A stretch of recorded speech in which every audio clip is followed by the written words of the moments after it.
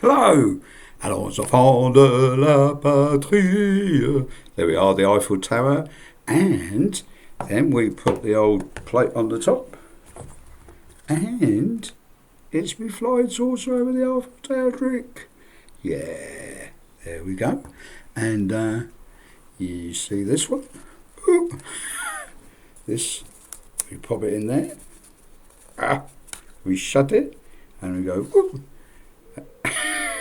And there, and oh, stupid, isn't it? Anyway, I just want to say thank you to you for watching my videos. I've been amazed how many people have been watching, so I'm really gratified actually. I thought nobody would watch this. Oh no, I'm not going to watch him. He's so boring, and you'll be going to sleep. But you know what? It's been amazing, the viewing figures. So thank you so much. So here we are. This is my Uncle Albert and Auntie Edna stories, part 2A, and it's my current adventures. Yeah, continued. So please check out my other Uncle Albert and Auntie Edna stories. They start at number 1, so you put that in YouTube, number 1. And these are stories that I started doing when we had the shutdown because of the virus outbreak. And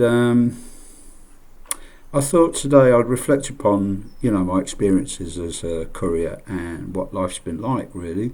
We've seen such a huge change over the last few months, really, since it all started. It's been amazing, isn't it? Anyway, today I popped my car into the local garage. Unfortunately, I've broken the suspension bracket holder, and my poor car's victim of the job because I've hit. I'm starting to be like Boris now. It's catchy, all this.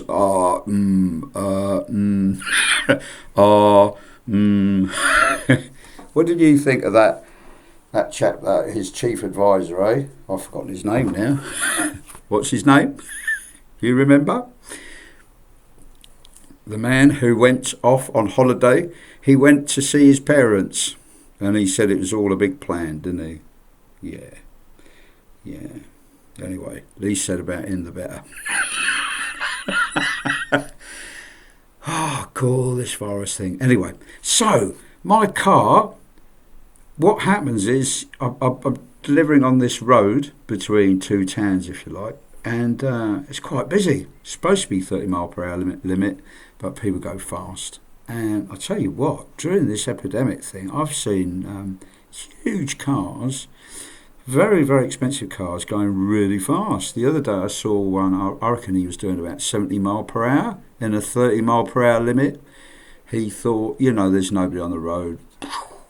And you could see this driver was winding up his passenger, I was not impressed. It's quite dangerous. And there I am, leaning into my car, getting a parcel, sticking my bum out into the road, and then these cars about that far away from my bum. Dangerous. Yeah, tough times. The poor hairdresser girls during the... Can you see this nice picture? This poor hairdresser girl, so fed up of not cutting hair, she's had to practice on the grass with her scissors and a comb. Can you see that? Poor thing, isn't she? So, yeah, it's been tough, isn't it? So, anyway, I was walking back from the garage and I saw this little girl on one of these little scooters in her school uniform, whizzing off. It was down a hill bit. She was whizzing down the pavement, and I kind of stepped out pavement onto the road, and wow, it's like her second day back at school, and she couldn't wait to get back at school. So, big turning point. And I said to her mum, bloody hell, she can't wait to get to school. And her mum said, yeah, I know, thank God for that, eh? So it's nice. I also saw a little girl yesterday. She was like pushing her little pram. She must have been about 3, pushing her pram with her little dolly in it, practicing to be a mum at 3. See, all that sort of feminist views and masculinity roles are adopted quite young, aren't they? So, yeah. So back to my poor car, it's got knackered. These courier companies, you know, the one I work for, they don't pay as much. My rate of pay has actually, the average rate for a parcel that I get is 60 odd p a parcel, which is low, isn't it? And then out of that, you know, I have to pay myself a wage, I have to pay my fuel, I have to pay for the wear and tear of my car. And to earn a living, you've got to do quite a lot of 60p's, haven't you? So I was a bit shocked, actually, that the pay before, I used to have more. So I kind of been trying to work out what's going on. And I think what they've done is they've reclassified some of the parcels into, and they pay us a lower rate for some of the smaller ones, and they categorise things bigger or smaller. You know, I think they've done these tricks. It's not the way to treat people, is it? If they had any sense, Uncle Albert and Auntie Edna, they would make us drivers partners in their business and give us a share of their business, wouldn't they? That would be a completely different atmosphere. And what tends to happen is that they have very, very poor training and induction procedures, and it costs them a lot of money because they're recruiting all the time. Loads of people want the job at the moment, but they recruit them all the time, and people just last a day, they go, oh, I can't be doing this, you know, and it's hard to start, you know. So actually it costs them quite a lot in staff turnover, actually, you know, interviewing all these people, but it's up to them, isn't it? But it's the gig economy, and they do everything they can on the cheap, but a bit of investment in staff, they could even go, right, you know, we're all going around, like I told you in our old bangers, they could have a scheme where they could help us buy electric vehicles or something that would be pollution free. See? All these lovely ideas going around in here. Anyway, I'm going to tell you a coronavirus joke. But you'll have to wait 14 days before you get it. And if you test positive, right, you're going to be immune from my coronavirus jokes in future. So, yeah. Do you know what? My wife's given me a verbal warning. I put the cornflakes in the fridge, and then I went and put the cucumber in the knife drawer, and then she said, how come you take so long on your round? Well, you and me know the answer, don't tell her, but I love chatting, don't I? It was hard for me that first few weeks because you didn't see anybody. It was weird times. People looked at me like I got a green head, and they thought, has he got the lurgy? Ooh, people didn't even dare look at you. He might have the lurgy. And they're going, oh. And everybody was keeping their doors shut. And do you remember I was telling you when we buzzed at the intercoms, nobody was answering. Thankfully, that changed. Anyway, I'll come on to that. We'll tell you another little joke right at the beginning. Nail bars, hair salons, tanning places and beauty parlours and that, and waxing parlours, all closed. And it began to get very hairy and ugly out there. And I ran out of toilet paper because there wasn't any at the beginning. So I had to start using old newspapers. And times were really rough, you know. The times are rough. Yeah. It was quite quiet on the roads at the beginning, which was nice. It was a little bit reminiscent of when I was young. every summer I used to spend with my French grandparents at the countryside. And one of my heroes, I was only a little lad, and one of my little heroes was a bloke called Roger Le Facteur, and he was the postman. And he used to whiz round the countryside, all the little cottages and the farms and the villages, in his little post office van, his Citroen 2CV post office van, and he used to pelt around the place. And if you were lucky, he would have a nice little chat with you. He was a nice bloke. And of course, he knew what was going on in the area, and he was part of the community.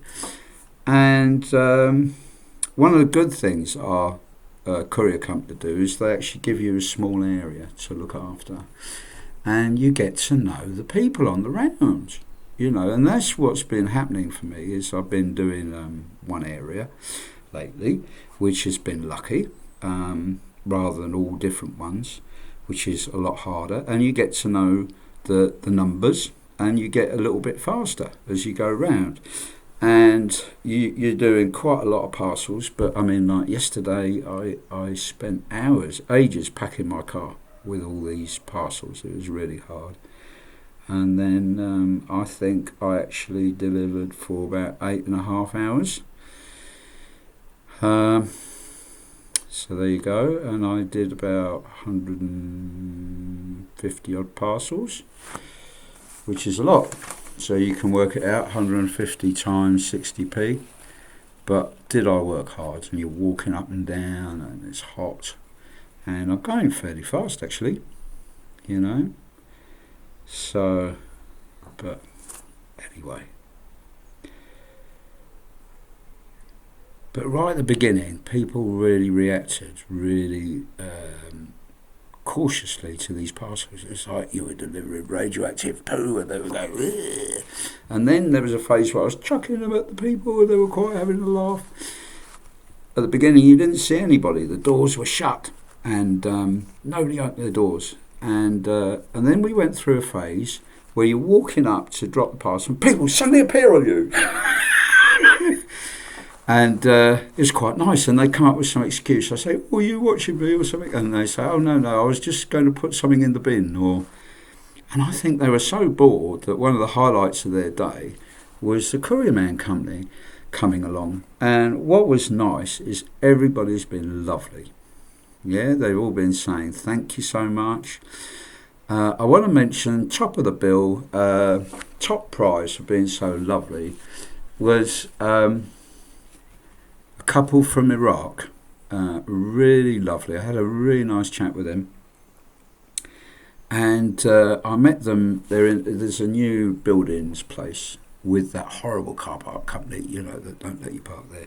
But anyway, I delivered to them, and I said, "Oh, where are you from?" And they said, "From Iraq," And it turned out the gentleman there works at the Iraqi embassy, and I was really impressed by him, actually. And we actually talked a bit about what it's like to be in Britain, what it's like to be a foreigner in this country, and how hard it is at times. But overall, he loves it here. He loves the feeling safe and quite at ease, but he has experienced people being a bit funny with him and a bit racist. But, he went to university in this country. He's really bright. I was quite impressed because he speaks English brilliantly, just like us. He played football for Northampton Town Reserves. I mean, And he's got 2 kids, so it was nice when I was talking to him. The kids were like throwing themselves on him and climbing all over him. He was one of them sort of dads, and he was great. You could see the kids love him, and his wife was lovely. And she nipped off out to the kitchen, and she rustled up, and she made this special Arabic dessert for me. It's like a sort of pancakey thing, and she put honey on it. It was brilliant. It was so nice of them. And I was quite impressed how much he knew about English culture and French culture. And we kind of were saying, actually, the more diversity there is in the world, the more enriching it is. And in fact, the English language is beautiful because it's so diverse. All the words come from all over the world. Many of them are French words, but that, the English language is lovely for that reason. And yeah, great guys. How nice of them, And then there was another lady called Charlotte. She gave me a lovely cold drink. So hi Charlotte, thank you for the lovely cold drink. Very thoughtful. People have been so appreciative of us couriers. I've heard actually there's going to be a round of applause for couriers on a Monday, but it'll be sometime, we don't know when. It'll come along any time between about 10 and 4, and it'll be hidden in the wheelie bin when it comes. How stupid is that, isn't it? Oh, and yeah, do you remember how it was so tough at the beginning? And all our politicians were going ill, weren't they? Because they hadn't been doing the social distancing with each other, had they? Dominic Cummings, that's the name of the man, isn't it? I'll say something about him. You know this thing about, he said he's a manipulator in my book. He's been manipulating and distorting facts. He was the one responsible for that big bus during the Brexit that had lies all over it. So that's Cummings. He came up and he comes out with these slogans. All these slogans protect the NHS and stuff like that. That's Cummings. Protect the NHS, and he was the kind of guy who said, "Oh, politicians are terrible, and we need," and he's a tricky guy. And what he's done is they due to the clampdown, they had to put a special measure in for when there was domestic violence going on within families, and he used that to fit his circumstances. So he, in my book, is a very, very clever manipulator and communicator, if you like. And he's just all these slogans. Be alert! That is Cummings, all right? And people, I was amazed, actually, how many Conservatives said, we don't want him anymore, get rid of him and all that. But I think he's telling Boris what to do, Anyway, that's it about Cummings. Yeah, we all felt sorry for him and things like that. But if I'd done what he'd done, I think we'd be in big trouble. And now everybody's being quite relaxed, and it's kind of triggered this sort of everybody in the country going off. It's all happened. I mean, what he did it at the height of the clampdown, but it came out just when we're all beginning to relax a bit more. And yeah, this relaxation bit's been lovely because people have been coming out on the doorstep, and I've been having lovely chats at quite a distance. And do you remember my story, how I used to buzz at the intercom, and nobody'd be there, bzz, bzz, bzz, bzz, bzz. And I was amazed the other day, this lady said, "I'll come down," and she come down wearing a mask and things like that. And not only that, she's a lovely lady from Brazil, and she is a psychiatrist, and I had a really nice chat with her, and it reminded me of the time when I was a probation officer. We didn't have nice psychiatrists like that very often. They used to, there was a guy who was making shrines in the local housing office, and he was praying like that, and he would get puzzles out in another office and go, "I can't see my family in the puzzles." He used to hit passing cars. He told me, they're making bombs. In Chaseside, they're making bombs. And I took him up the hospital to see the psychiatrist, and went, no, there's nothing wrong with him. We just think that he wants a meal ticket. But he had been ill before. And what happened was he went into a shop and he knelt down. He got a knife out. And he knelt down and he got this knife, and there was a mum with a toddler came by, and he went up to the toddler, went like like that, trying to get the evil out of the child. He'd been under the psychiatrist, and as soon as the court decided to give him a probation order, all the psychiatric support disappeared.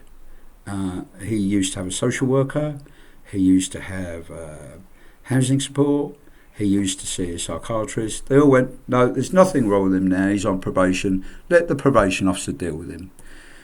So, what was I going to do with him? And in the end, he went up the hospital in his Mini, and one of the old Minis, not the new ones, and he tore around the hospital, speeding round and round, and all these panda cars chasing him, like a comedy sketch, isn't it? And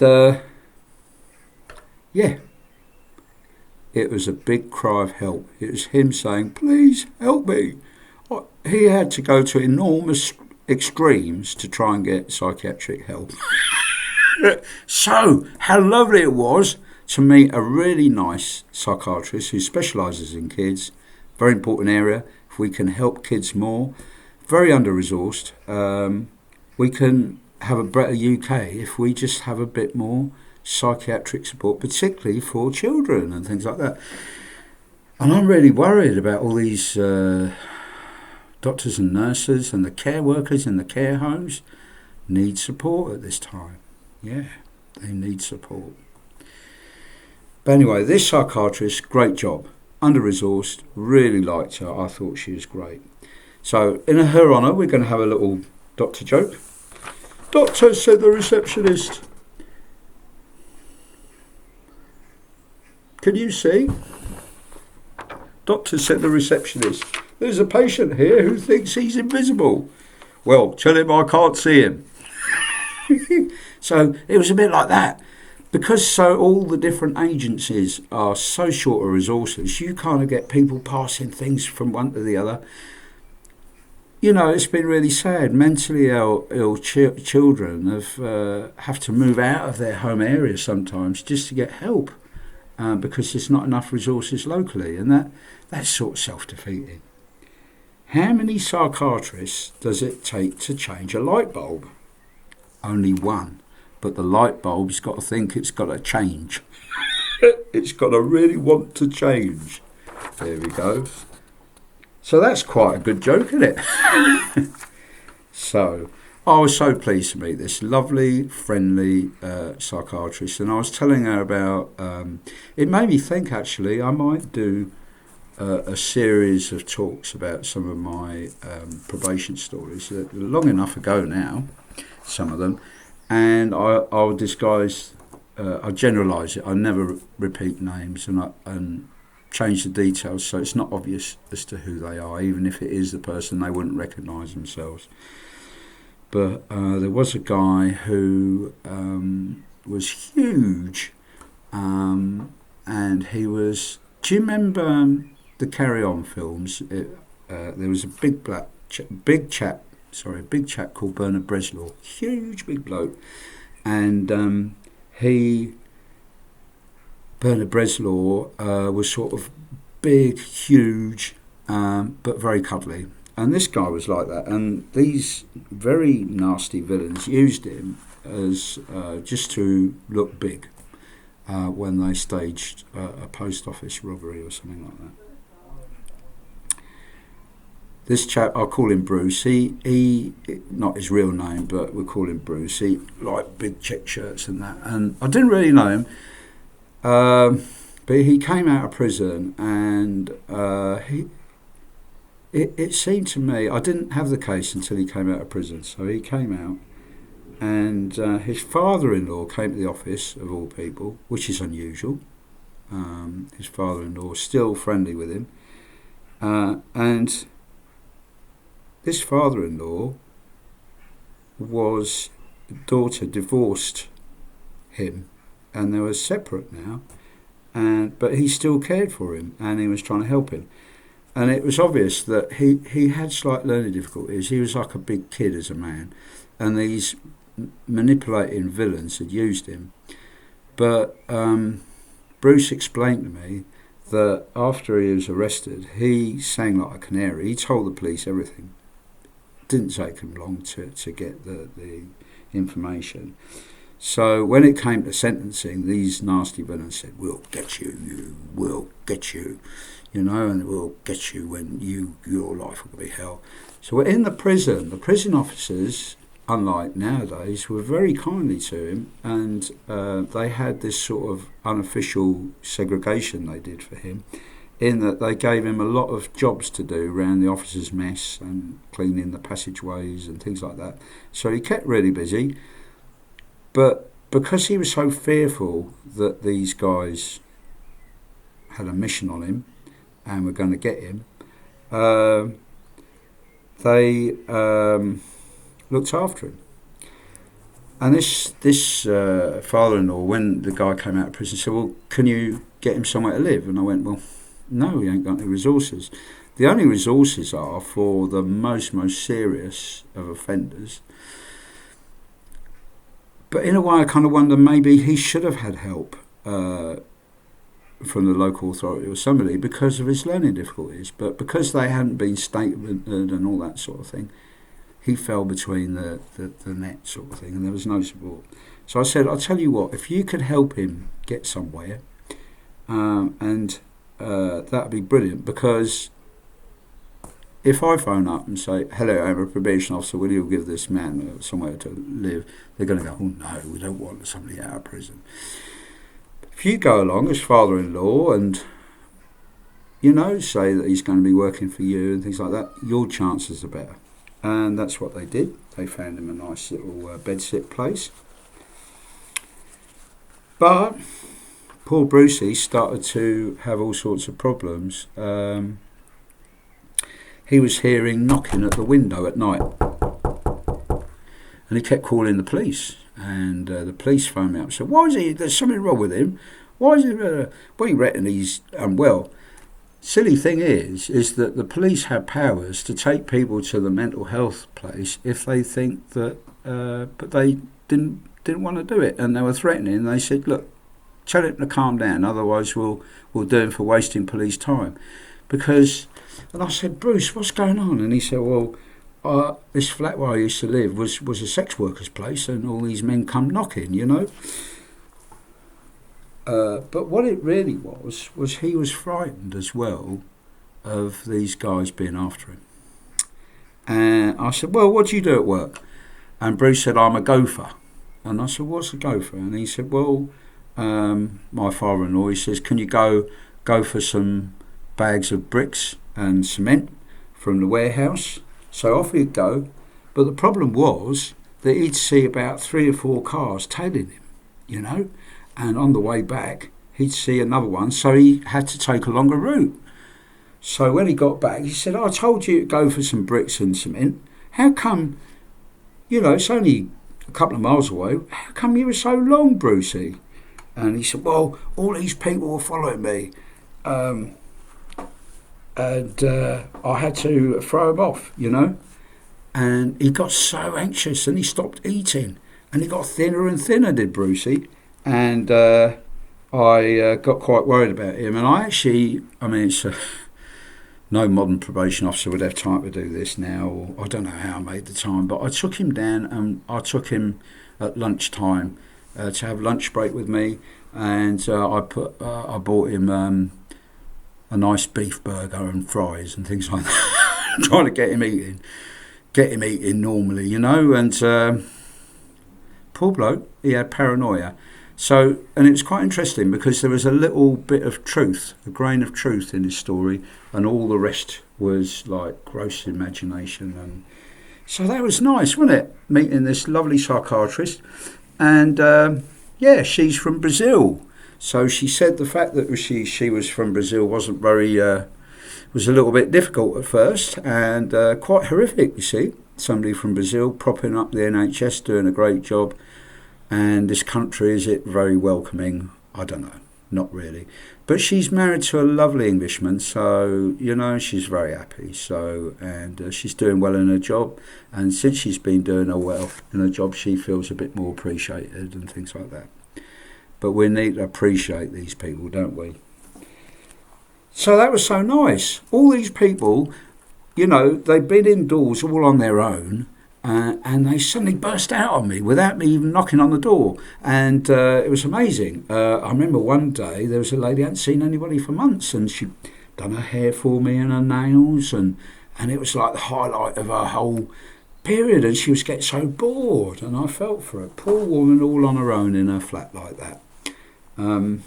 Yeah, you've got to be thoughtful and respectful of people, haven't you? And there have been some lovely people that do HR. There was a nice girl called Sabrina, who's an HR manager, and Olivia. I love people, you know, people persons, and I think when I was young I would have loved to have been a personnel manager and HR manager, but I just didn't have the qualifications at the time. I think it's a bit easier now. You can actually do it on the job, or it's a bit more, but when I was young it was more like a postgraduate course or something, and it was very, very difficult, and I it was hard to get into university back then. Now it's much easier. Another bloke I met is a guy, brilliant guy called Gilbert, who is a dad. He's married to a Spanish lady. He's been living in the UK for years, and good luck to him. Lovely guy. And we had a very interesting discussions about France and Brexit and so on. And of course, you know, he is 60 years old and I'm 65. And the average retiring age in France is 60 years old. I've got to keep going.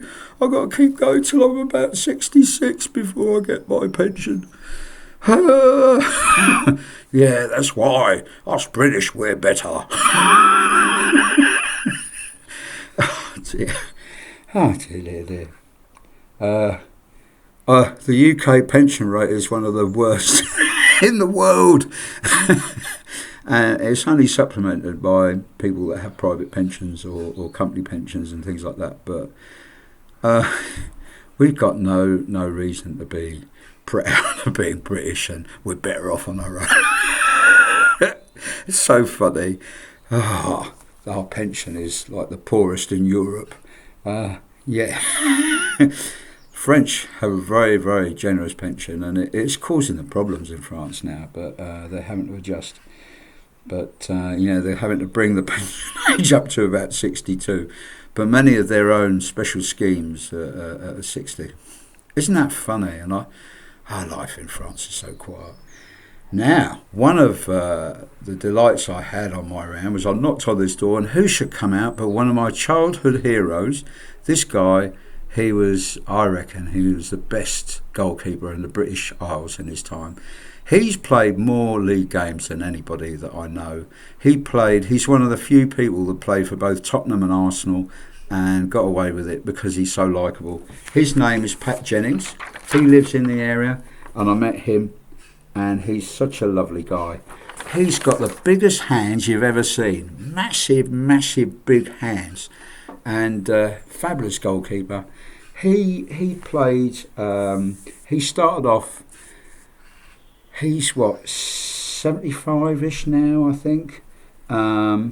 He played 472 league games for Spurs. Before that, when he first came over, he's from Northern Ireland, and he was Northern Ireland's goalkeeper for many, many years.